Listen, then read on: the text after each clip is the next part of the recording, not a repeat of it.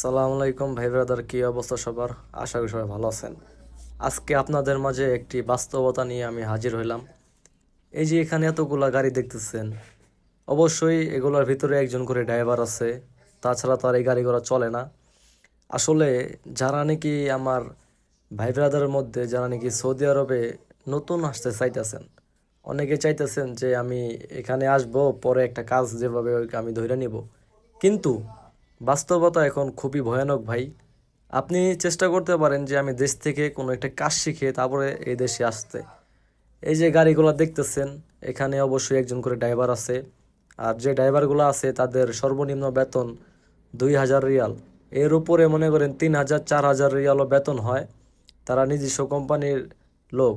আপনারা এই ড্রাইভিং ভিসায় আসতে পারেন বা ড্রাইভিং শিখে তারপরে ফ্রি ভিসায় সৌদি আরব আসতে পারেন। তখন আলহামদুলিল্লাহ কোনো ঝামেলা হবে না।